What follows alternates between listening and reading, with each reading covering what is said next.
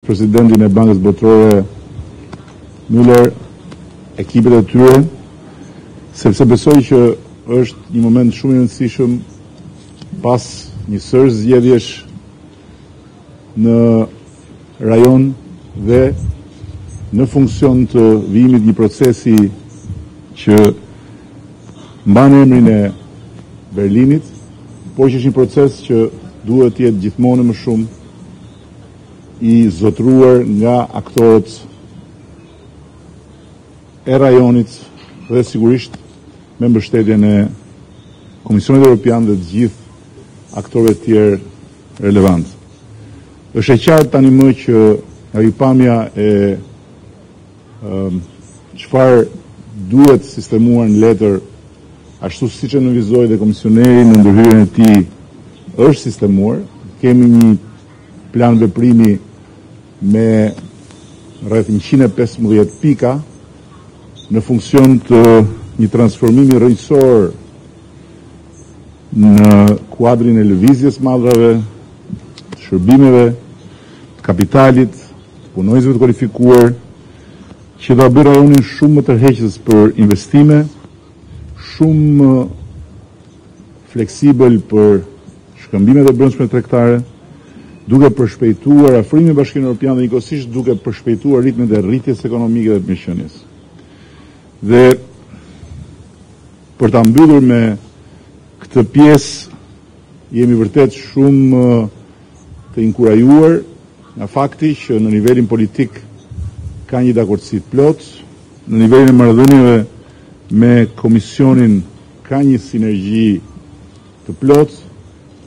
Banka Botërore është përfshirë me kërkesën tonë në mënyrë të plotë dhe po ashtu edhe instrumentet e tjerë që burojnë nga bashkëpunimi i ngushtë me Berghin, me BEI janë në dispozicion, çka do të thotë se ky reflektim strategjik që po bëjmë sot do të na vlejë për një agjendë më intensive dhe më agresive në funksion të një rajoni shumë më të rregjë për investimet e huaja, funksion të një lëvizje shumë më të lirë të mallrave, me një transformim rrënjësor të procedurave kufitare, me një përmirësim rrënjësor të monitorimit të performancës, korridorëve të tregtisë dhe me krijimin e mekanizmave për reduktimin e kostove logjistike, për të rritur maksimalisht përfitimet nga lëvizja e lirë e shërbimeve dhe komponenti tjetër jo më pak i rëndësishëm për të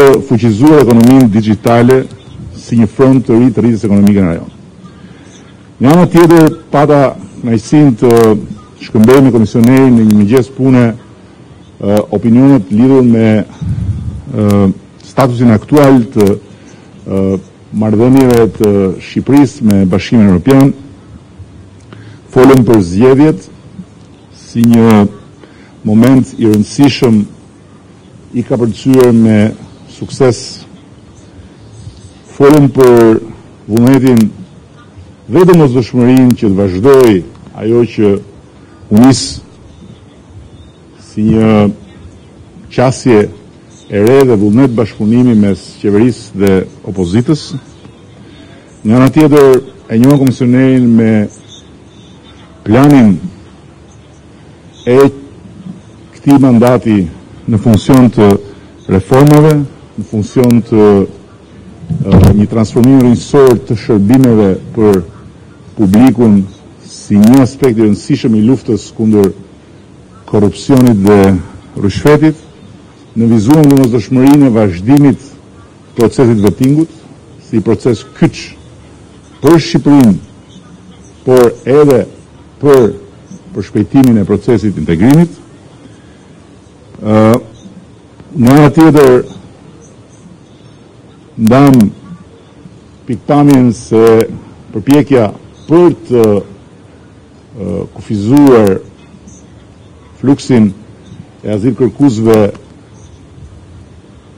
po jep rezultate inkurajuese dhe sigurisht që për sa më takon është e qartë që nuk ka shqiptar azilkërkues, por ka shqiptar në kërkim të një pune dhe të një jetë më të mirë në një treg pune ku ku shqiptarët dhe të tjerë nga nuk e kanë lirin për të lëvizur, dhe ky është kufizimi që vjen si pasojë e pozicionit ku gjendemi në procesin e integrimit. Dhe nga ana tjetër, unë duhet ta them këtu për opinionin publik që unë refuzoj ta pranoj shënjestrimin e shqiptarëve, qofshin ata azilkërkues, qofshin ata që kryen krime në zonën e Bashkimit Evropian, si një arsye për të treguar me gishtë Shqipërinë. Kriminalët janë kriminal, kudo dhe pa dallim, ata duhet të përgjigjen para ligjit kudo dhe pa dallim. Nuk ka flamur, nuk ka komsi, ka thjesht raport me ligjin, dhe në këtë aspekt unë refuzoj me forcë çdo përpjekje politike, mediatike në vendet të Bashkimit Evropian për arsye të brendshme dhe për konsum brendshëm për të treguar me gisht një të ashtu quajtur krim shqiptar apo krim ballkanik apo krim nacional. Nga ana tjetër është e qartë që azili nuk është opsion dhe kushdo që ndërmerret në rrugë thjesht hyn në një rrugë ku ka vetëm humbje, ndërkohë që ajo që na takon është të bëjmë çmos që të përshpejtojmë procesin e integrimit dhe të bëjmë çmos që të kemi më shumë akses në tregun e lirë të punës. Dhe së fundi, së bashku me komisionerin, ndam pikpamjen se po bëhet një punë fantastike në luftën kundër kanabisit. Ne jemi zotuar që ky të jetë viti që e mbyll përfundimisht këtë histori me një sukses kuptim plot policisë shtetit dhe të shtetit kundër këtij fenomeni të shëmtuar. Jemi sot me rezultate nduar të monitorimit ndërkombëtar që tregojnë se praktikisht zotimi është duke përmbushur. Bashkimi Evropian do të financojë edhe një muaj më shumë fluturime monitoruese dhe jam besim plot që në fund të këtij sezoni mbjelljesh, korrjesh dhe goditjesh, Shqipëria do të dalë përfundimisht nga harta e vendeve problematike lidhur me kultivimin dhe trafikimin e lëndëve narkotike. Duke ja kaluar fjalën komisionerit, dua t'i shpreh një falënderim as pak protokollar apo formal, po shumë të ndjerë për gjithçka ai bëri në funksion të zgjidhjes së një ngërçi të madh politik përpara zgjedhjeve të 25 qershorit dhe përmes tij duhet falenderoj të gjithë ata që u angazhuan, qoftë në nivelin e Komisionit Evropian, qoftë në nivelin e Partive Popullore Evropiane, si miq të këtij vendi, për të bërë mundur atë që më në fund u bëhe mundur, kryer një palë zgjedhjeve që ishin padyshim zgjedhjet më të mira që Shqipëria ka mbajtur ndonjëherë.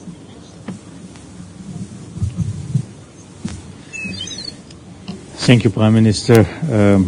Thank you for your very kind words, but I think it was an excellent teamwork of many people that we finally ended up with elections, and I would like to use the opportunity to congratulate you for your victory and to enable elections which are acknowledged by the international community was our main goal, and finally we achieved this, and this is important also for the future perspective of the country, the future European perspective. But first and foremost, I would like to thank you also for the initiative of today to convene the Prime Ministers of the region, World Bank representatives and myself here at such a wonderful place, inspiring setting to discuss the follow-up of Trieste. And as you know, and it was said by the Prime Minister in Trieste agreed about a roadmap concerning the creation of a regional economic market. It consists of roughly 115 items, it was already said, and today we are discussing how to implement it, because to agree about the elements is the one thing, but to implement is the other thing, and this is traditionally a certain weakness, not only in the region, but very often in politics, really to implement what has been agreed and promised. But there is a strong commitment, and the fact that only a couple of weeks after the rest. There is this informal meeting today indicates that, as the Prime Minister rightly said and referred, there is a growing, I wouldn't not even say a growing ownership, but there is already ownership by the heads of states and heads of governments in the region about this so-called Berlin process. And I really appreciate this, and we are not jealous as a European Commission that there is more and more own initiative in the region. Quite the opposite. Our understanding is to assist, to support, because, for instance, the regional economic area is something which is simply supporting all the countries in the region in their European aspiration, but first and foremost it helps the country and its citizens to improve their living conditions, to give them a better perspective. I'm always saying, because the European Union is very often seen as an entity which is only demanding something, or which is always demanding something. We are demanding fair elections, we are demanding a justice reform, we are demanding this and this and this, and sometimes it's shared by citizens, but very often citizens, and this is very human, are a little bit, let's say, nervous what's so to say finally the end of all these reform measures, and is this something which is beneficiary for them. Opposite to other, so to say, political blocs which are always saying something, promises something, not taking position. Our interest is to have all these countries, including Albania, as soon as possible in the European Union. Therefore, certain measures are necessary. But finally, everything is done in the interest of the citizens. It's not to please us, the Europeans, to make certain reforms where we can make a hook, but it's about improving the living conditions and citizens. And that's why we are focusing now on the regional economic area. And I give you only two figures why this is so important. In the last 10 years, the export to the European Union by all the 6 countries had been doubled, and now it counts for 46 billion euros. But the trade amongst the 6 has not increased. It's still at the same level like 10 years before. And honestly, I think this already shows that there is a lot of potential which can be tapped. And this is the idea behind the concept of the regional economic market. And therefore, it's worth to invest in it. And today, there is an agreement, for instance, to nominate Sherpas, we would call it, coordinators, regional coordinator, as it was named by the Prime Minister, in each Prime Minister's office, really to take care that in each individual country, people in the ministries, in the Chamber of Commerce, etc., are committed to this reform agenda, and all the 6 countries will nominate these people by mid of September so that we can really go into the implementation. Once again, I'm grateful for this initiative and also, so to say, the spirit to create ownership about this process in the region, proving and indicating this is not something which is, so to say, the idea by us, some bureaucrats in Brussels, but it's something which is in the interest of the citizens here, and therefore prime ministers have to go into the lead and take care that things are implemented. And the same applies, if you like, for our bilateral relationship. Fair, transparent elections have been one of the conditions to make further progress. Now there is a very clear result, probably unexpected by many, about this clearness, but it's also an opportunity to implement. There are no further excuses. There are clear, so to say, political decisions and or decisions by the voters, and now we can go into the implementation, and I'm sure that very soon we can see first concrete results concerning this famous vetting process. The other things have already been raised by the Prime Minister. May I say, some member states in the European Union being affected by this still existing asylum seekers are already acknowledging the efforts Albanian authorities have started to reduce the number of asylum seekers, because there is no, and this I would like to say in public, it would be unrealistic to believe that anybody can get asylum as an Albanian in the European Union. So it's a useless effort. Please don't do it. It's also detrimental for your country, for the standing of your country. And once again, grateful to the authorities here in Albania to address this issue and really to already reduce the number of asylum seekers. But once again, I use the opportunity really to disencourage anybody about, so to say, the probability to get it. Because this would indicate that the country is not yet mature for the European Union, and this is not the case. But some work has to be done. It was also said by the Prime Minister there's already progress in the fight against drug cultivation and trafficking. This is something which has also been demonstrated and proved to some and European member states. Our aim is to work together with the Albanian government on some of these key elements, including the key priorities. Overall, I see progress. Now we have to find the right way forward in order to go the next step. I know that there will be an interest when there will be a positive recommendation. Once again, I don't want to say or to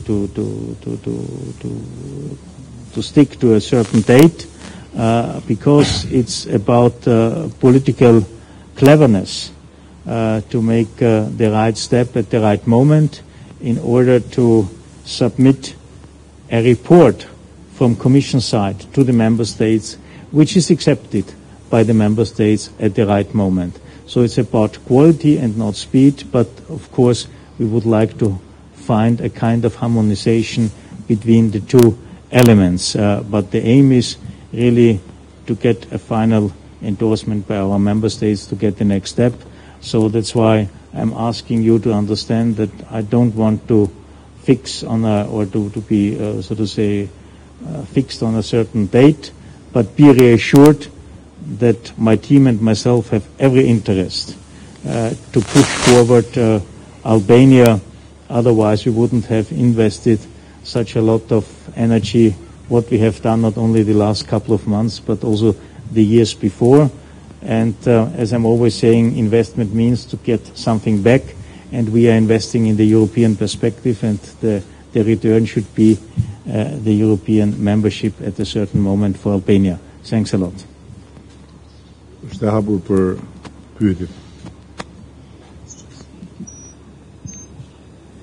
Mr. Hahn, what is your opinion about the scandal, political and diplomatic, between Macedonia and Serbia this week?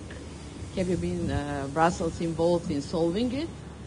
And the second, how do you expect the confidence to be built in these countries, which touch on issues and problems between all those countries? And for Mr. Rama, when do you expect to organize such an informal, formal meeting without Brussels, without mediating and help of Brussels to get together? Concerning the question addressed to me, it appeared and it was cleaned so fast that there was no time to get involved and there was no need to be involved. And of course, I'm eager to hear a little bit more about, so to say, what's behind it. But in any case, it's good that there is already a trustful relationship between the leaders of the two countries to have a very quick phone conversation and to sort out things. This is already something I appreciate, and I so to say, I note on a positive side, and this I see as something positive. As you might know, I'm a member of the half-full glass party and not of the half-empty glass party, and that's why I see this as, in terms of how it was resolved, as a positive development in the region, and I hope it continues, but hopefully such events can be avoided in the future. No, I think the fact that there was such a quick, so to say, phone conversation in order to sort out things is demonstrating that there is already confidence, at least between the leaders. But of course, one has to understand it's not always only for the level of leaders, but you are right, it's about confidence between people, between nations, and therefore my expectation is that such events are events of the past in the future. So, first of all, I would say that I don't expect, and we should not expect, the Balkans to become as boring as to not have clashes. But in the same time, there is a very important change, because while these clashes happen, life goes on. People talk in the highest level, people meet in the highest level, people continue to build upon, focus on the future. So this is very important. Secondly, this is not organized from Brussels. This is organized from us, and Brussels is invited. So we are not invited by Brussels, and they are here in our expenses, which is very important. So it's a big turn also in that regard, that we don't need tutorship to meet, to organize, to discuss, but we should not forget, you should not forget, because we don't, that Brussels is key, is a partner, strategic partner for the region, for all the countries, and I'm very, very grateful that Commissioner Hahn accepted the invitation, and is here with all his team to accompany the process. So it's a big difference. And the last thing I would add to what the Commissioner said about the 115 measures and about the unseen part of the process, which basically is very often perceived by you, the media, same, all over the region, and other actors like bankomats. So in every meeting, immediately comes out the discussion about who got more from the bankomat. And then there is a total misleading of the public opinion about numbers, it's not about that.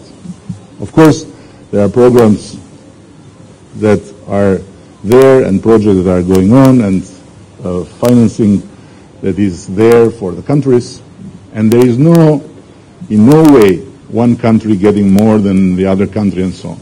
But the substance of it is what we were talking today, and I give you two numbers.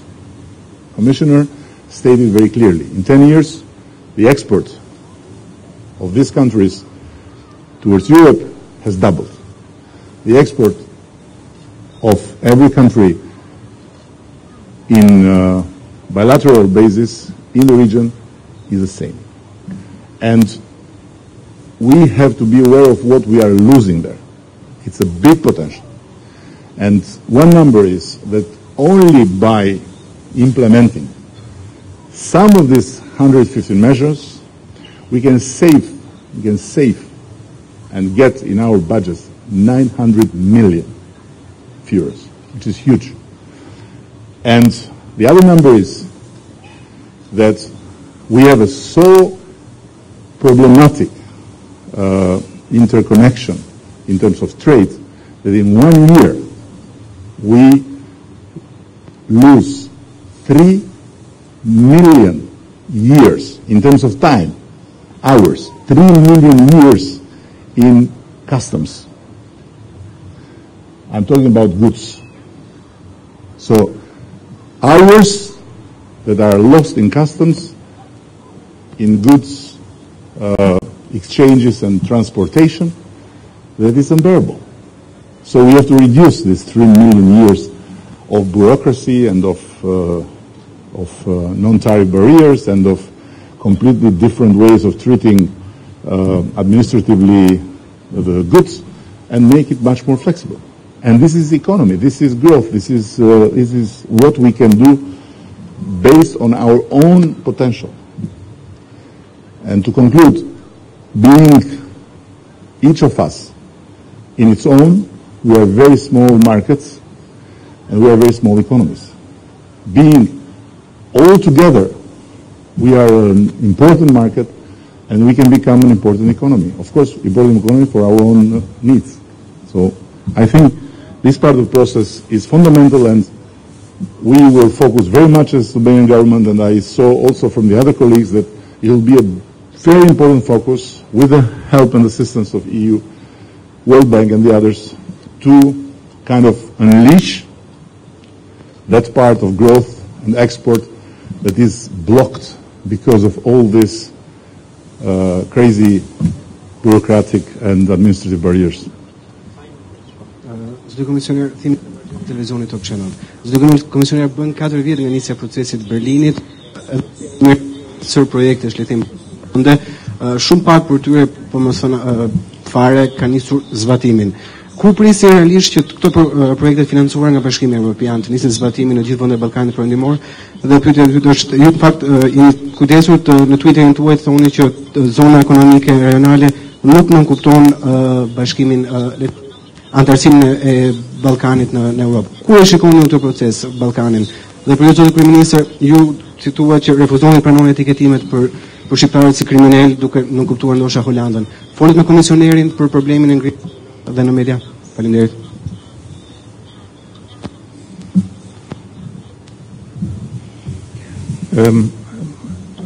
Concerning your question to me, indeed, we had now the fourth or the fifth summit, but I was very tough to the countries, and this year, I mean from 2016 to 2017, we managed for the first time to have really groundbreaking events in some countries about very concrete projects, and this will, so to say, accelerate in the next couple of months. So we are now really starting to build highways, railways, environment-related projects, etc. And now the next step is digital economy, or in the area of energy to have better, so to say, better grids and better electricity lines, etc. And therefore, now the further step is this regional economic area. By the way, 2 years ago in Paris, no, last year in Paris, we have agreed about a youth initiative, and meaning that young people have the opportunity to work in other parts of the region, in other countries of the region. The office is here in Tirana, and it is already, so to say, producing concrete results. Another initiative agreed in Paris was to offer young civil servants the opportunity to participate in a qualification program financed by France, but also to give them the opportunity to be a couple of weeks in other countries of the region, to share experiences, to create networks. This has been very successful. Each country has nominated 5 people. As it was such a success, we will repeat it, and so to say, the second tranche of this initiative has already or will start very soon. So there are already very concrete results. Some are more visible, some are less visible, but indeed we have to work on the more visible ones, or we have to stress the visible ones in order to create confidence in this whole process amongst citizens. And once again, this process must be backed by the citizens, must be understood as a strong contribution to their own improvement of living condition. Unë besoj që edhe është shumë e rëndësishme që të gjitha kuptojnë se ky është një proces historik për sa i përket një transformimi historik që mund sjellë jo vetëm politik, por edhe ekonomik dhe social. Dhe nëse numërojmë 4 vjet dhe na duken shumë, rrugët, hekurudhat, ndërlirje energjetike, ndërlidhje digjitale dhe në tërësi projekte që bëjnë Bashkimin Evropian nuk bëhen si rrugët që bënim ne deri para ca vitesh, duke thënë rrug. Bëhet sot dhe nesër nuk e ke aty. Kërkojnë kohën e vet për të identifikuar, për të përcaktuar, për të studiuar dhe pastaj për të konkretizuar financimin dhe kontratat. Kështu që 4 vjet në këtë histori për ne janë shumë, sepse kemi shumë kohë që presim, por janë krejt normale për sa i përket asaj që ne ndërtojmë së bashku me Bashkimin Evropian, dhe po të kemi parasysh që para këtyre 4 vjetëve kemi 40 vjet ose 400 vjet që s'kemi bërë asgjë në këtë funksion. Për sa i përket pyetjes lidhur me Hollandën, Hollanda është një shtet, është një mbretëri, kështu që nuk e marr fare pyetjen në këtë formë. S'kemi ne problem as me Hollandën, as me asnjë shtet tjetër. Unë flas për mënyrën se si në media apo përmes zërave që kanë agjendat e tyre në vendet Bashkimit Evropian targetohen të ardhurit nga vendet e tjera dhe targetohen dhe shqiptarët. Dhe në momentin kur në një vend apo në vend tjetër një etni lidhet me kriminalitetin, kjo për mua është e pa pranueshme. Nëse ka kriminal në Europë, ata kanë të gjitha pasaportet e mundshme dhe çdo shtet duhet i trajtojë si tillë të çojë përpara drejtësisë. Por identifikimi dhe propagandimi i etnisë së kriminalëve nuk ka lidhje me Europën që kemi dhe me Europën që duam. Ka lidhje vetëm me agenda politike dhe mediatike në një Europë që kalon një periudhë turbullire në raport me të ardhmen e vet. Kështu që lejoni t'ju them, janë 700.000 polak në Britaninë e Madhe dhe janë vetëm 65.000 njerëz nga gjithë Ballkani. Dhe për të propaganduar nevojën e daljes nga Europa, u përdorën shqiptarët dhe u përdorën ballkanasit si problemi i Britanisë. Kjo është e gjitha propagandë. Kjo nuk ka lidhje me realitetin e gjërave. Ndërkohë që në realitetin e gjërave ka një problem shqetësues që lidhet me faktin se qytetarët e këtij rajoni dhe qytetarët e Shqipërisë nuk kanë asnjë shans që të marrin azil politik në Europë. Asnjë shans. Është thjesht rënje pre e rrjeteve kriminale që përdorin nevojën normale të njerëzve për të kërkuar një jetë më të mirë, për të kërkuar një punë e kështu me radhë. Dhe kërkimi një jetë më të mirë dhe një punë jashtë vendit është gjë normale në botë. Ndodh në çdo vend, do vazhdoj të ndodhi dhe për ne problemi është që si jemi pjesë e tregut të lirë të forcave të punës. Nuk po bën asnjë shënim, nuk ka shënim as gjikundi në një vend kur lëvizin polakët, kur lëvizin çekët, kur lëvizin hungarezët në miliona dhe shkojnë për të punuar në vendet Bashkimit Evropian. Apo në vendet të Perëndimit, apo kur lëvizin me qindra mijëra nga një vend si jugu i Italisë drejt Gjermanisë, apo nga një vend si Portugalia drejt Britanisë. Nuk shënon nga një shënim, sepse janë forca pune që lëvizin.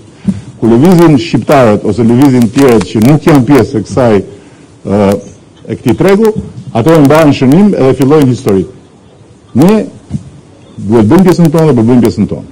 Por as nuk bëhet fjalë që ne të pranojmë që të identifikohemi për propagandë si problem kriminal apo ku diun se çfarë. Kriminalët nuk kanë atë.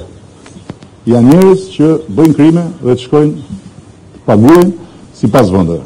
Ne kemi përbërë të merremi me kriminalët në Shqipëri dhe nuk i ndajmë a janë italian, a janë shqiptar, a janë grek, a janë brazilian.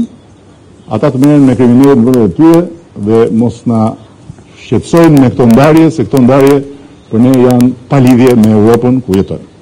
Shumë faleminderit.